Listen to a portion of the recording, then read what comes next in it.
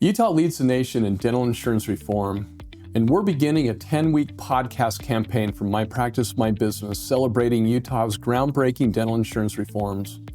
Each episode will break down one piece of legislation or advocacy focus, explaining how these laws strengthen practices, protect patients, and hopefully inspire other states to follow Utah's lead. Welcome back to the Legislation Podcast and YouTube broadcast, Episode 10, The Call to Action, Leadership Reform, and the Courage to Listen. We begin right there.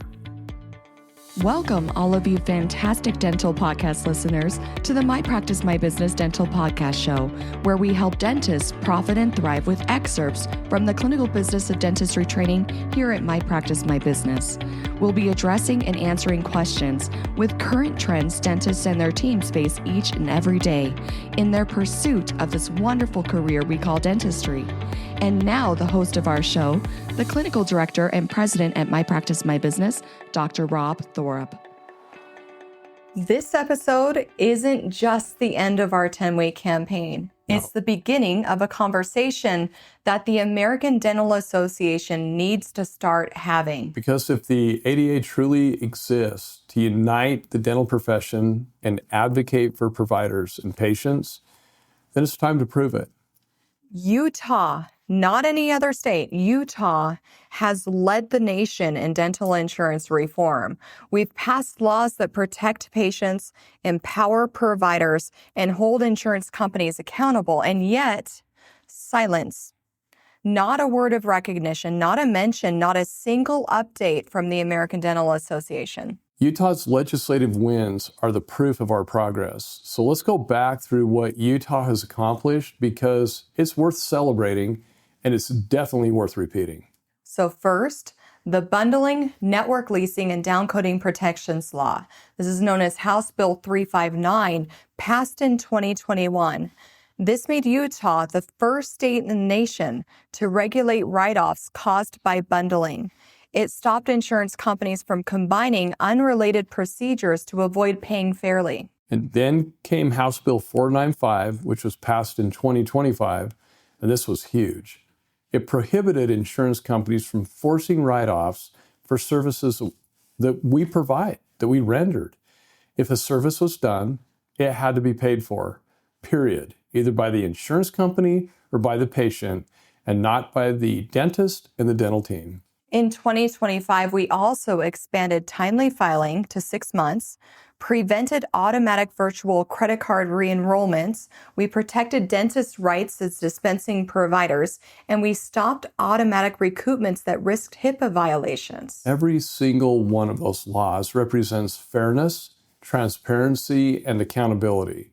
And Utah did what others said could not be done. And yet, these victories were met with silence from the very organization that's supposed to celebrate it. So we have an accountability gap here. Enough is enough. The ADA needs to stop picking and choosing which laws to celebrate based on internal politics or bureaucratic relationships. We get it. Reform can be uncomfortable. It forces hard conversations. But if the ADA's mission is to advocate for the profession, then ignoring meaningful reform is just simply unacceptable. Any simple search online will tell you that the number one concern amongst dentists nationwide is insurance overregulation. This is the battle. This is the issue. So that's where leadership is needed, not in areas that look good in the press release, but don't change anything to the average dental provider. When associations focus on irrelevant topics and sidestep the real pain points, it sends a message that they've lost touch with the people they claim to represent. The whole heart of the issue is leadership needs to listen. We aren't calling for division. We're just calling for leadership that listens. This isn't an us versus them issue. This is about unity through action. And the problem isn't that the ADA doesn't care, because they do. It's that too many in leadership positions simply don't understand the reality of modern dental practice. Some have never owned a practice.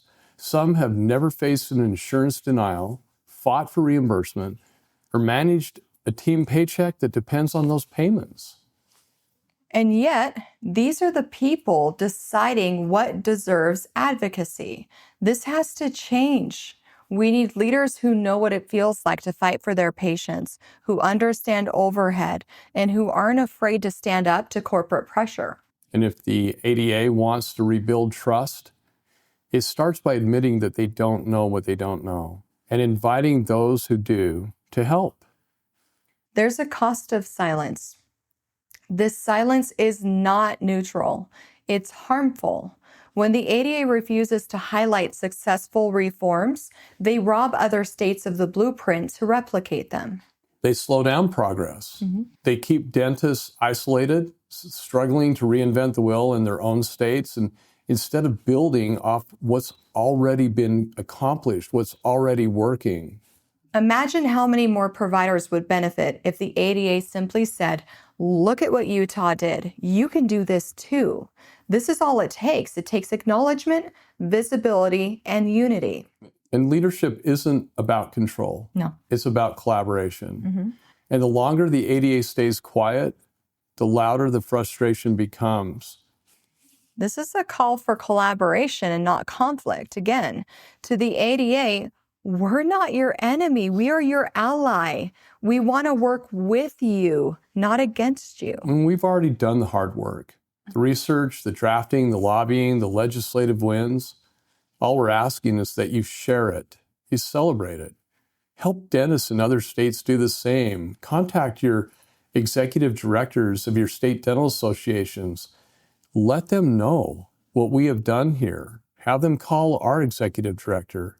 Our executive director will call us and have us work with them. It's that simple. Please redirect your focus towards what matters most.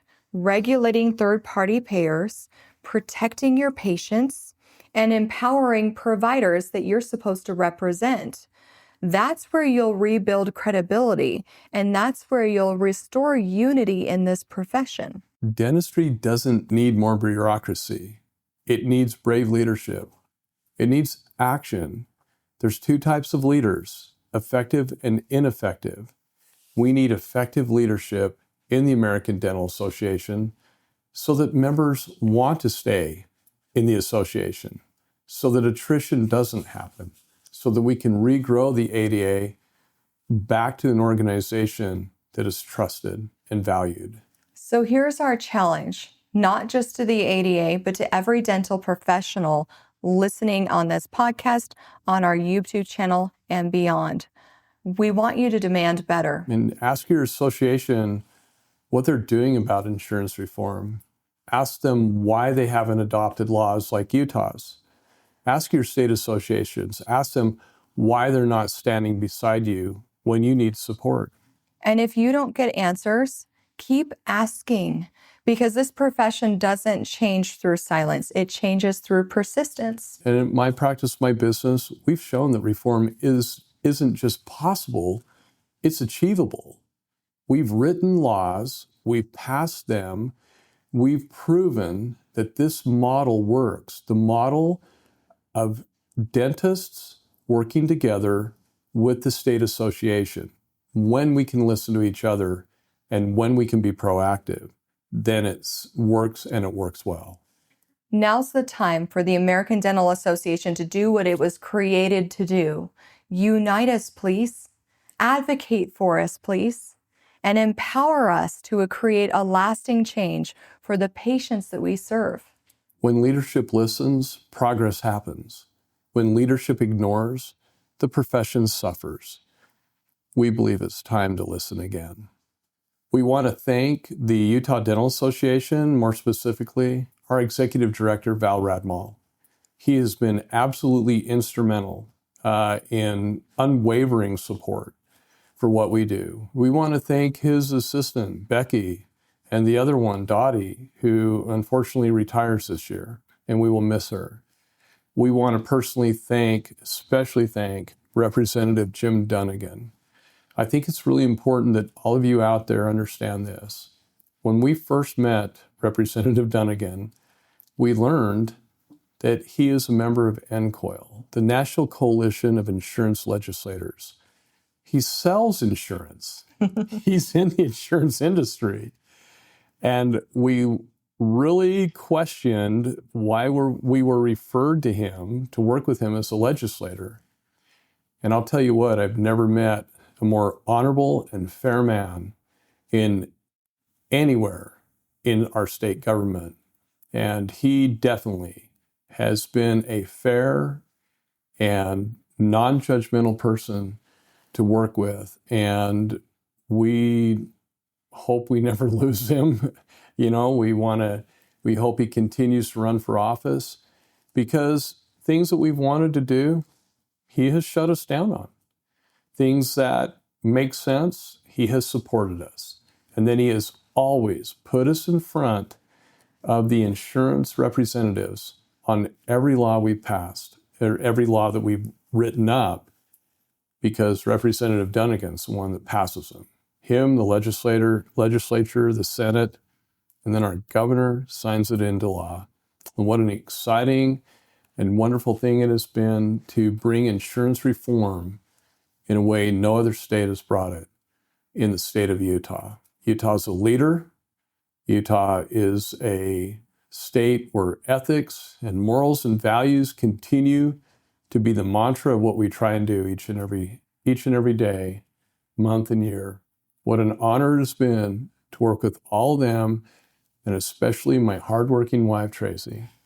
If anybody really understood, which I think that Representative Jim Dunnigan and Dr. Val Radmal, I think they understand exactly how hard Tracy works. It's not me having to tell them, but they have personally watched her work countless hours on behalf of dentists and dental teams and the patients that they serve here in the state of Utah.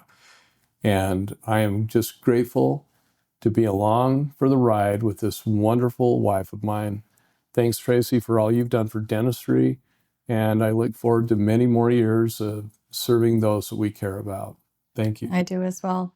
We hope you have a great day, and we hope you continue to listen to our podcast and watch us on our YouTube channel, and continue to learn and grow and help your team's docs, and teams help your docs, and then help those that you serve. Thank you so much. We appreciate all of our clients and their support. A portion of all of our training always goes to legislation, and that legislation is now slowly filtrating out to other states. We appreciate your support and grateful for you. Have a great day. Thank you for being with us today. Since 2006, My Practice, My Business has been teaching dentists and their teams business skills, dental insurance contractual protocols, and state laws governing how to profitably bill patients fairly for the need-based services they provide. What's more, we guarantee our training, unlike other dental consulting companies in the industry. Simply stated, if you don't increase your net revenue, we don't get paid. We call it dental consulting the way it should be. We believe there has never been a more important time than now for dentists to experience and implement our key methods, knowledge, and business training within their dental practices. To learn more about our guaranteed, no-risk clinical business of dentistry training that is changing dental practices for the better, just go to our website, mypracticemybusiness.com, and surf our pages for additional information about our company and the services we provide. When you're ready, give us a call and get scheduled for the most profitable dental business training that you will ever experience. If you enjoyed our podcast, please leave us a 5-star review. If you have any questions, please don't hesitate to call us. Thank you again and have a fantastic day.